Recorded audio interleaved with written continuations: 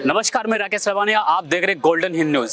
SI भर्ती 2021 को लेकर जब से ये भर्ती आई है तब से विवादों के घेरे में 2021 की भर्ती और अभी 2025 चल रहा है। 3 साल का समय बीत चुका है, लेकिन अभी जो अभ्यर्थी है वो समय की मांग को देख सरकार से गुहार लगा रहे हैं। और आज इसी गुहार को देखते हुए आरएलपी सुप्रीमो हनुमान बेनीवाल के नेतृत्व में शहीद स्मारक पर यहाँ पे छात्रों का हल्ला बोल है। मेरे साथ मौजूद है मनोज मीणा। आखिर क्या है ये पूरा मामला? जी देखो, ऐसा है, ये पेपर लीक कांग्रेस सरकार में हुआ था और जब ये सरकार बनी तो इन्होंने कार्रवाई करेंगे, पेपर माफिया को पकड़ेंगे। युवाओं से निवेदन किया, हमें वोट दो, युवाओं ने वोट दिया, सरकार बन गई। आज सारे पेपर माफिया पकड़े जा रहे हैं, सब कुछ स्पष्ट हो गया, एसडीएम जैसे लोग पकड़े जा रहे हैं। उसके बावजूद भी भर्ती पे रद्द करने का निर्णय नहीं हो रहा। तो आज पूरे प्रदेश से युवा आ रहे हैं और पूछना चाहते हैं कि इस सरकार इस भर्ती को रद्द क्यों नहीं कर रही, क्या मंशा है, क्या कारण है। और अगर सरकार इस पर संज्ञान नहीं लेती है तो आर पार की लड़ाई के मूड में युवा आया यहाँ पे, क्योंकि युवा अब थक चुके हैं साहब। 1.5 साल हो गई इंतजार करते करते कि आज रद्द हो जाएगी, कल रद्द हो जाएगी, परसों रद्द हो जाएगी। अगर 1.5 साल तक आप एक ही बात को लेकर बैठे रहोगे तो आपकी मानसिक स्थिति क्या हो जाएगी। आप बेरोजगारों की मनोदशा तो समझो, बेरोजगारों की स्थिति समझो। आप मानते हैं भजन लाल जी के लड़के अब बेरोजगार नहीं रहे क्योंकि भजन लाल जी मुख्यमंत्री है, तो उनको चिंता नहीं हो रही है, बात ठीक है। लेकिन कम से कम मानवता के नाते, इंसानियत के नाते, युवाओं के नाते विचार कर लो कि इसमें बड़ा घोटाला हुआ है और इसे रद्द करना चाहिए, जिससे युवाओं को न्याय मिल सके और जिससे भर्ती रद्द हो सके। 2021 की भर्ती है, 2025 चला है, 3 साल का समय बीत चुका है, इस पर क्या प्रतिक्रिया है? ये तो मैं भजन लाल से पूछना चाह रहा हूँ ना कि आप 50 साल में रद्द करोगे किस भर्ती को? आप 1.5 साल में एक भर्ती में निर्णय नहीं कर पा रहे। आप कांग्रेस सरकार में 18 भर्तियों के पेपर लीक हुए, बाकी भर्तियों में निर्णय क्या करोगे आप? जब आप एक भर्ती में निर्णय नहीं हो रहा तो आप तो निर्णय करने लायक ही नहीं हो, आप में ताकत ही नहीं है। इसका मतलब तो ये हुआ यानी कि आप एक भर्ती पर निर्णय करने के लिए इतने विचार कर रहे हो तो आप प्रदेश की बेहतरी के लिए, प्रदेश के युवाओं के लिए आप क्या कर पाओगे? आप कुछ नहीं कर सकते। फिर अगर आप कुछ नहीं कर पा रहे हो तो ये थोड़ी ये कुर्सी आपसे चिपक गई। चलो अशोक गहलोत जी से कुर्सी चिपक गई थी, लेकिन आपसे तो कुर्सी नहीं चिपक रही ना। आप छोड़ दो कुर्सी को, कोई और को बनने दो जो निर्णय करने की क्षमता रखता हो, जिसके पास ताकत हो, उसको लाओ ना आगे। कोई निर्णय करेगा युवाओं के, जो युवाओं के लिए निर्णय करेगा, हमें वो मुख्यमंत्री चाहिए। जो युवाओं के लिए निर्णय नहीं कर सकता वो मुख्यमंत्री हमारे कोई काम का नहीं है। ये भर्ती जब से विवादों में आई है, आपकी आवाज, इस बुलंद आवाज को सुनकर सरकार ने एसओजी टीम गठित की। एसओजी ने मान लिया कि पेपर रद्द होना चाहिए। एसओजी ने मान लिया, इनकी कैबिनेट कमेटी ने मान लिया, पीएचक्यू ने मान लिया, पूरे राजस्थान ने मान लिया, तो इकलौते भजन लाल जी क्यों नहीं मान रहे हैं?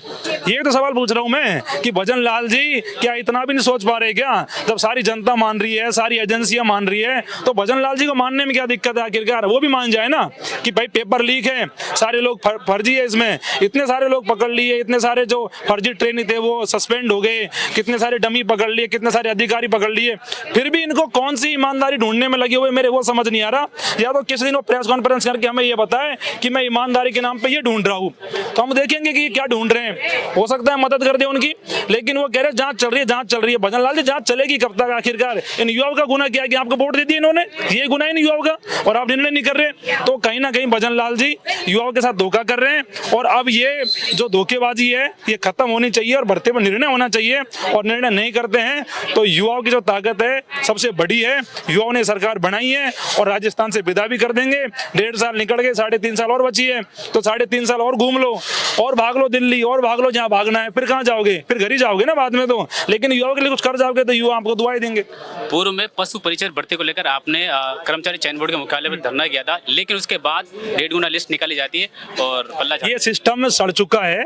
सारे ही जो ब्यूरोक्रेट्स है वो बिल्कुल भी युवाओं के हित में नहीं सोच रहे हैं। उन्हें बस मतलब है कैसे मोटी कमाई करे, कैसे सरकार के इशारों पे काम करे। जब इतना बड़ा घोटाला हुआ नॉर्मलाइजेशन के नाम पे, इतना बड़ा आंदोलन हुआ और जब सरकार उस पर कुछ नहीं कर पा रही, जब कर्मचारी चयन बोर्ड के अध्यक्ष और सचिव ने ये कहा गलत हुआ युवाओं के साथ, फिर भी कुछ नहीं कर पा रहे, तो ये तो दुर्भाग्य है ना भाई। चोरी हो गई और चोरी का आप मान रहे हो चोरी हुई है, लेकिन आप ये कहोगे हम चोर को गिरफ्तार नहीं करेंगे। ये क्या बात हुई? ये तो मजाक हुआ ना।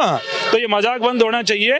पशु परिचर हो, भर्ती हो, चाहे चतुर्थ श्रेणी की भर्ती हो, नॉर्मलाइजेशन एक ऐसी कैंसर की बीमारी है जिसको खत्म नहीं किया गया तो युवाओं को बर्बाद कर देगी। 53,000 की वैकेंसी निकली कर्मचारी, उसमें भी नॉर्मलाइजेशन होना है, बिल्कुल होना है। इसीलिए तो हम कह रहे हैं बंद होना चाहिए, और नहीं तो राजस्थान के युवा कहाँ जाएंगे? सारे युवा मारे जाएंगे ना फिर। तो नॉर्मलाइजेशन बंद होकर राजस्थान के युवाओं के साथ में न्याय होना चाहिए। और मैं आज देखो लिखा हुआ है कि भर्ती को रद्द करे और इसको आप पीछे पढ़ो, इसको दिखाओ। मेरे कानून में कोई रियायत नहीं है जो पेपर माफिया माफिया है उनको फांसी देने का सरकार काम करे। ये आतंकवादियों से कम घटना नहीं है। जब बेरोजगार जो मेहनती किसान के बच्चे हैं उनकी मेहनत में जब डाका डाला जाता है तो कैसे ये घटना आतंकवाद से कम हो सकती है? तो इनके लिए भी फांसी की सजा से कम कोई मंजूर नहीं है। एसओजी कोर्ट ने आदेश दे दिया कि ये पेपर रद्द माना जाए। सबने दे दिया, कोर्ट में सुनवाई चल रही है, कोर्ट में निर्णय पेंडिंग है, लेकिन बाकी जो एजेंसी है उन्होंने दे दिया, फिर क्यों नहीं कर रहे? तो ये तो नहीं भजनलाल जी के सपने में भगवान आएंगे और कहेंगे कि भजनलाल जी रद्द कर दो। कहना कि सरकार के सिस्टम पे फेल्योर है, पूरा फेल, सरकारी फेलियर है। सिस्टम क्या, सरकार तो कुछ कर ही नहीं रही, तो सरकारी फेलियर है ना पूरी। मांग बढ़ती है। आरपीएससी के पुनर्गठन की मांग हम कर रहे थे, आरपीएससी भंग करने की मांग कर रहे थे। 2014 से लगातार जिस तरह आरपीएससी के अंदर घोटाले हुए, उससे पहले भी जो चेयरमैन आरपीएससी के बने उन्होंने अपने नाते रिश्तेदारों को 50-60 की संख्या में आरएस, आरपीएस, आरजेएस लगाया। तो हम चाह रहे हैं तमाम चेयरमैन की भी जांच की जाए। खुल के हम विधानसभा में बोलते थे, खुल के लोकसभा में बोले, सड़क पर लड़े।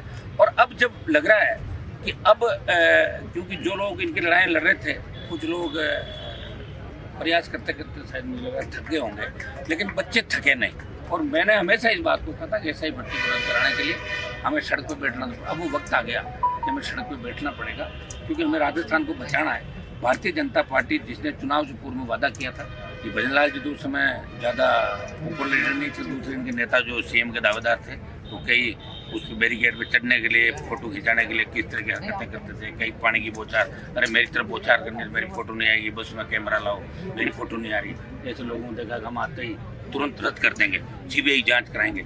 आप ये बताइए कि जो रीट का भी एक पेपर रद्द हुआ था, लेवल 2 रद्द हुआ, और उसको भी हमने पार्लियामेंट के अंदर उठाया। राज्यवर्धन राठौड़ के मंत्री वो भी उठा रहे थे उस मुद्दे को, वो भी साथ आ रहे थे। तब बीजेपी के लोग कह रहे थे कि हम यहाँ ये कलाम कोचिंग, फलान ढिमका, ये वो करके सड़कों में लड़ रहे थे। और निश्चित रूप से नौजवानों ने कांग्रेस के भ्रष्टाचार के खिलाफ वोट किया, बजरी माफिया के आतंक के खिलाफ, जिसके खिलाफ हम लड़ाई के खिलाफ वोट किया।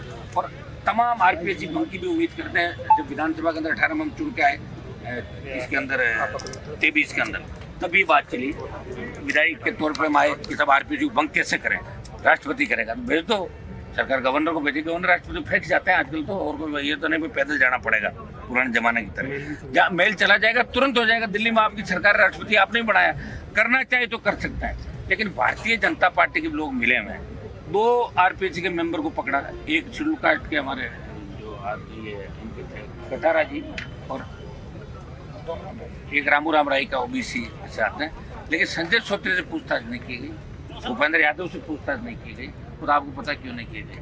और ऐसे उन नेताओं के जहाँ ये कह रहे थे बीजेपी के लोग उंगली सामने करके कि कोचिंग सेंटर में आपने अपने परिवार को पढ़ाया, साथियों ने, तो किसी पूछताछ नहीं, हमने देखा पूछताछ नहीं। ये तो हमें धन्यवाद दो, पार्लियामेंट के अंदर उनकी छाती पे बैठे रोज उनको याद दिलाते हैं कि याद करो वादा जो तुमने किया था, तब जाके छोटी मोटी ईडी वगैरह वापस आ रही है। बजरी माफिया के खिलाफ ईडी की एंट्री हनुमान बेनीवाल के संघर्ष से हुई थी, हमारी मुकदमों से ईडी भी आई, सीबीआई भी आई। लेकिन ऐसा ही भर्ती के अंदर जब पता है कि 400 से ज़्यादा फर्जी है, एसओजी ने भर्ती रद्द करने की बात करी, एएजी ने बात करी, पीएचक्यू ने बात करी, सब कमेटी बनाई उसने बात करी, 101 पकड़ लिए, 55-56 के करीब ट्रेनिंग है जो दे रहे थे, आपके ट्रेनिंग कर रहे थे, ट्रेनिंग जिनकी पूरी हो गई, और बाकी पारिवारिक लोग। और इसके एसओजी के अंदर भी मैं एसओजी में उंगली इस मामले एक जगह उठाना चाहूँगा कि एसओजी ने कई जगह लोगों को गिरफ्तार किया, लेकिन उनके परिजनों को गिरफ्तार नहीं किया। पेपर कौन लाया? किसी अधिकारी का बेटा पकड़ लिया, अधिकारी को नहीं पकड़ा। एसओजी ने बचाने का भी काम किया कई जगहों पर, हम सारे सबूत आपको समय समय पर देते रहेंगे। और ऐसा ही भर्ती रद्द कराने और अन्य जो भर्ती, हमारी पीटीआई भर्ती देख लें, पीटीआई 2022 के अंदर जो पूरा फर्जीवाड़ा हुआ उसको रद्द कराने की मांग करें। इसके अंदर सारी वो तमाम भर्तियाँ, आरपीएससी भंग करने के बाद वो तमाम मुद्दे हम हर दिन आपको देंगे। आंदोलन एक दिन में समाप्त होने वाला नहीं, आर पार की लड़ाई का ऐलान नहीं है। आज शुरुआत हुई, आप ये मत देखना कि आज हजारों यहाँ नहीं है, अभी हजारों हमने बुलाए भी नहीं, अभी हम चल रहे हैं ना, हजारों लाखों की तरफ भी जा रहा है। एक मिनट, भजनलाल जी क्या करें क्या नहीं करें आप भी जानते हो। भजनलाल जी को 7 जगह से चलाया जा रहा है, बेचारे काम तो नहीं करने दिया, उनको खुद को ही नहीं पता, उनको खुद को नहीं पता। वो खरबूजा भी काटा तो किसी कहने से काटा होगा, वो खुद खरबूजा। एक मैं आपके सामने सबूत जो लाया हूँ आरपीएससी के भ्रष्टाचार का, आप देखिए, ये बहुत बड़ा सबूत है।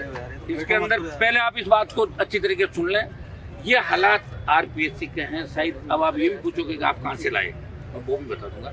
इसका नाम है कैंडिडेट का पद्मा चौधरी, आरएस, 2018 के अंदर 24वीं रैंक इसकी आई है पद्मा की। 4th पेपर में 200 में से 148 नंबर आए, जो अब तक के आरएएस इतिहास में सर्वाधिक आज तक के। अंग्रेजी के क्वेश्चन नंबर 34 जो 10 मार्क का था, जिसमें कुछ भी नहीं लिखा, उसमें लिखना था भाई आप लेटर लिखो उसको रेलवे के उसको अधिकारी को, उसमें कुछ नहीं लिखा और उसके बावजूद भी उसके 7 नंबर आगे पहले 0 करके फिर जब चढ़ा तो 7 नंबर आए। प्रत्येक मार्क्स में जरूर से ज़्यादा अधिक मार्क्स दिए। बाकी के 3 पेपर में हो सकता 80-90 मार्क्स, लेकिन फोर्थ में 148 नंबर आए। इंटरव्यू के अंदर 72 नंबर। खाली पेज में दिए 7 मार्क्स आरपीएससी के फर्जीवाड़े का पर्दाफाश करता और बताता है कि किस तरह आरएएस बनाए गए। ये आरएएस खाली शिव सिंह राठौड़ उस समय चेयरमैन का चार्ज था, उन्होंने नहीं बनाए। शिव सिंह राठौड़ ने कई नेताओं के बच्चों को, कई रिश्तेदारों को आरएएस बनाए। उन्होंने कहा कि आप साहब बताओ आरएएस कैसे बनता, बोले वो तो मैं बनवा दूंगा, लेकिन मुझे चार्ज तो दिलाओ चेयरमैन का। बोले ये लो चार्ज, तो ये लो आरएएस, ये बना दिया। ये तो चला राजस्थान के अंदर। चयन के पश्चात स्प्रिंग बोर्ड कोचिंग, इसकी सबसे अच्छी रेपुटेशन लोग बताते हैं। स्प्रिंग बोर्ड ने क्या किया, किताब प्रकाशित की जिसमें इस पद्मा की केवल, सोना भाई इधर देखें आप लोग, पद्मा की केवल हिंदी का पेपर प्रकाशित किया, क्योंकि इंग्लिश में खाली पेज में 7 नंबर थे, इंग्लिश वाला नहीं किया। मैं पद्मा को बताया पद्मा अब जो आरएएस का एग्जाम दे रहे हैं, आरएएस जो बनना चाहते हैं उनके लिए रोल मॉडल है। पद्मा चौधरी रोल मॉडल है। और ये इसकी कॉपी आप देखिए पद्मा की, ये वो कॉपी है। इसके अंदर आप देखिए ये 7 नंबर यहाँ दिए हुए, और ये वो सवाल है जहाँ लिखना था। ये खाली छोड़ा गया सारा, और ये 0 था पहले, जो किसी ने जांच की पहले 0 दिया और ये 7 दे दिया, 7 चढ़ा दिया। 7 अगर कम होता है तो इसकी रैंक चॉइस में नहीं आती, पता नहीं कहाँ चली जाती। और जिस हिसाब से इसके ट्यूशन के दूसरे ट्यूशन के उत्तर इन्होंने दिए, इसमें पेपर पहले ही इनके पास आ गया था। इससे ज़्यादा फर्जीवाड़ा मुझे लगता है आरएएस की हिस्ट्री के अंदर ये आप देख लें। ये है कि भाई आप ये आपको लेटर लिखना है रेलवे के zonal manager north western railway को एक लेटर लिखना है। ये 34वां नंबर सवाल है, तो लेटर नहीं लिख पा रही कहीं, लेटर नहीं लिखा, खाली छोड़ दिया। और ये आगे इसको 0 अंक मिला है, और ये 7 नंबर इसको चढ़ा दी, मतलब 7 चढ़ा दी इसकी, और इसकी 24वीं रैंक अभी एसटीएम लगी हुई है, तो मारवाड़ की है 200 नागौर से की। तो ये आप अच्छी तरह से ले सकते हैं नोट कॉपी को। इससे आप अंदाज लगा सकते हो कि आरपीएससी किस तरह चली थी। उस समय अखबारों ने ये भी छापा था कि आरपीएससी सब्जी मंडी है, आरपीएससी को कोई भी जाके बन सकता है। और ये बात सही साबित हुई। हम जब पार्लियामेंट के अंदर बैठते हैं हमें शर्म आती है जब बिहार, यूपी, झारखंड और अन्य स्टेट के लोग कहते हैं कि हनुमान जी आपको उधर कोई नौकरी का जुगाड़ कराओ ना, आपके पेपर तो सड़क में मिलते हैं या टॉप करवा दो, तो सर शर्म से नीचे झुक जाते हैं। इसलिए इन बच्चों के जो मुरझाए हुए चेहरे हैं, और जिस तरह ये आरएएस जो रोल मॉडल बनते ये रोल मॉडल बनकर अगर इतने सब इंस्पेक्टर जो बदमाश हैं ये लग गए थानों में, तो ये क्या करेंगे आप बताओ। अगर इन्होंने 1-1 करोड़ दिए, 50 लाख दिए, तो 20-20 करोड़ कमाएंगे, राजस्थान को किस दिशा में लेके जाएंगे। ये मेरे मन की पीड़ा है। इसको लेकर मैं बच्चों के साथ बैठा हूँ। मुझे पता है कि देखिए नौजवान राजस्थान का है, उनको बड़ी लड़ाइयाँ नहीं लड़ी नहीं। राजस्थान की हिस्ट्री भी पढ़ोगे तो अजीब-गरीब हिस्ट्री राजस्थान स्टेट की। इसलिए 3rd फंड नहीं बनाया, 4th फंड नहीं बना, तमाम स्टेट में बन गया। गुजरात, राजस्थान को ऐसे राज्य हैं जहाँ लोग बात जरूर करते हैं। सोशल मीडिया का जमाना भी, सोशल मीडिया पे तो खूब बातें करेंगे, लेकिन जब इनको चलना है, सड़क पे चलना है, केस लग जाएगा, मुकदमा लगा। एक बार के अंदर सिर्फ हनुमान बेनीवाल को धमकी मिल गई तो आधे स्टेट से ही नहीं आया कि ऐसा नहीं गोली चल जाएगा, हमारे भाग छूटे। फिर भी नौजवानों को, मुझे पता है, मैं छात्र संघ चुनाव कराने के लिए आंदोलन मैंने किया, एक भी छात्र नहीं आया, 200 छात्र आए थे, बाकी 10,000 आरपी के कार्यकर्ता। अभी लड़ाई हमने हमारे ऊपर ले ली, और हम जब हमारे ऊपर लड़ाई लेते हैं उसका परिणाम अंतिम छोर पे लेके जाते हैं। कांग्रेस बीजेपी मिलेंगे राजस्थान के अंदर, आप देख सकते हो आराम से। आप गोविंद डोटासरा और भजन लाल जब मिलते हैं, दूसरे नेता जब मिलते हैं तो किस तरह हंसते हैं, किस तरह वैवाहिक समारोह में एक दूसरे को गुलाब जामुन रसगुल्ले खिलाते हैं, और किस तरह खुश होते हैं कि भाई हम एक दूसरे की हेल्प कर रहे हैं। लेकिन वो हेल्प अब ज़्यादा दिन नहीं होगी। देखिए अति किसी भी चीज़ की बुरी है, और भी अति हो गई कि आरपीएससी, माध्यमिक शिक्षा बोर्ड, रीट और आपका जो कर्मचारी चयन आयोग, जहाँ हमारे लाखों बच्चों का भविष्य जिनके कंधों पे है। आज देश का बहुत बड़ा हमारा राजस्थान का नाम था। हमारे यहाँ की जो जयपुर की टॉप स्कूल, चाहे गर्ल्स के अंदर ले लें, बॉयज में ले लें, यहाँ की यूनिवर्सिटी, अजमेर की हमारी मेयो, दूसरे कॉलेज, यूनिवर्सिटी, जब बच्चे बाहर से आते थे राजस्थान पढ़ने के लिए, अब नहीं आते। अब कह रहे हैं राजस्थान में तो गैंगवार बढ़ गया, नशा फैल गया, राजस्थान जाके हम हमारे बच्चों का भविष्य क्यों खराब करें, बच्चों को और कहीं छेड़ दीजिए। तो जो राजस्थान को अपमानित किया पहले गहलोत वसुंधरा के गठबंधन ने, जिस तरह राजस्थान को अपमानित किया। और अब जो ये नए गठबंधन बने, तो इन गठबंधनों ने खुद का तो फायदा कर दिया होगा गहलोत वसुंधरा ने, लेकिन राजस्थान को गर्त में डुबो दिया। इसलिए बजरी माफिया राजस्थान की सरकार को जेब में लेके घूम रहा है। बजरी माफिया की जब ईडी आई थी तो एक शादी समारोह के अंदर वो किसी को कह रहा था कि यार मुझे रात को ही पता लग गया था कि ईडी आने वाली, इसलिए मैंने माल इधर उधर कर लिया, नहीं तो पकड़ा जाता। ईडी के अंदर भी ऐसे जासूस बैठे हैं, सीबीआई के अंदर भी आप देखोगे, कमलेश प्रजापति के मामले के अंदर आपने देखा होगा कि जिन लोगों के खिलाफ बैठे हैं उनको तो पूछताछ नहीं करी थी। हमारा भरोसा आखिर कहाँ जाएगा भाई, कहाँ हम कर रहे हैं? हर चीज अपन करें सीबीआई से करा लो, एसओजी से करा लो, ईडी से करा लो। अरे तो सारी जगह ये इस तरह का गोलमेल हो गया। इसीलिए कश्मीर के अंदर हमारे निर्दोष लोग शहादत दे रहे हैं, 27 लोग 28 लोग। सरकार अगर चाहती तो वहाँ सिक्योरिटी बेसिस सिक्योरिटी फाइट हो सकती थी, बताओ। घोड़े वाला भी, होटल वाला भी, सरकार क्या कर रही है? इनका इंटेलिजेंस का कितना बड़ा फेल्योर है। आज हम चारों तरफ शहादत की बात कर रहे हैं, लेकिन जिन्होंने अपने परिवार खो दिए, बच्चे खो दिए, जिनकी नई नई शादियां हुई, किस तरह बच्चे बिलखते हुए देख रहे थे, किस तरह उसको हवा दी जा रही, आप ही बताएं। उस समय अगर सरकार ठीक स्थिति में होती, वहाँ एक एक व्यक्ति की सही जांच होती, 1.5 घंटे बाद वहाँ आर्मी पहुँचती है, 1.5 घंटे बाद पैरामिलिट्री फोर्स पहुँचती है, तो 1.5 घंटे तक उस पर्यटन स्थल पर सबसे ज़्यादा संख्या में लोग आते हैं। एसआई भर्ती को लेकर शहीद स्मारक पर धरना जारी है। 2021 की भर्ती को लेकर 2025 हो गए, 3 साल का समय बीत चुका है।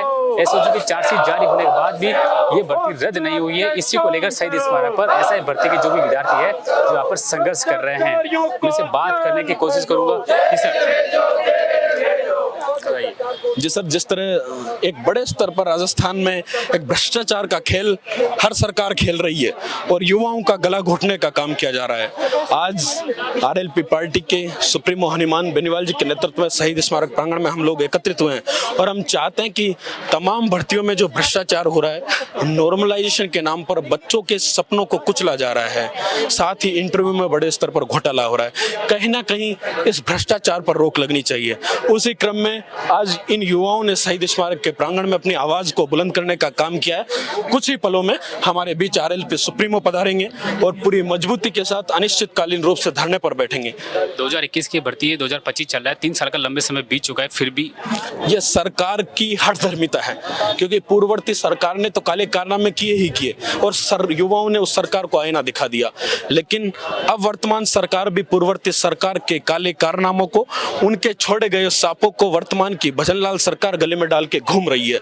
हम चाहते हैं कि युवाओं ने उस सरकार को आईना दिखाने का काम किया और आपको सत्ता में लाए तो इस बदौलत लाए कि इन युवाओं के साथ कहीं न्याय होना चाहिए, पेपर लीक के मुद्दे पर कहीं रोक लगनी चाहिए। भर्ती की जांच के बाद में एसओजी ने तो चार्जशीट जारी करके कहा कि ये भर्ती रद्द होनी चाहिए, फिर भी सरकार ने अभी तक कोई आदेश नहीं दिया। सर, एसओजी ने कह दिया, पुलिस मुख्यालय ने कह दिया, एडवोकेट जनरल ने कह दिया, सरकार के 6 मंत्री कह चुके, लेकिन मुख्यमंत्री जी को उन 6 मंत्रियों पर भरोसा नहीं है।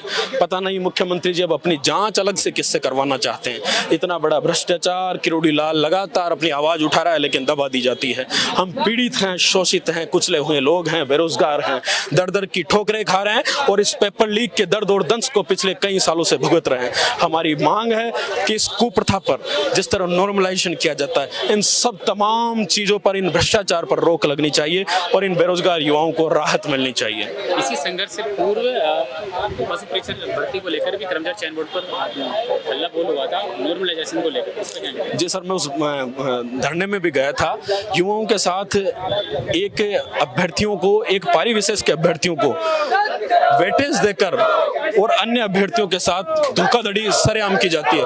उन्होंने किस आधार पर नॉर्मलाइजेशन किया? नॉर्मलाइजेशन का अर्थ है कि नॉर्मल रूप से, सामान्य रूप से 1-2 नंबर ऊपर नीचे हो सकते हैं। पेपर का लेवल समान बनाना चाहिए।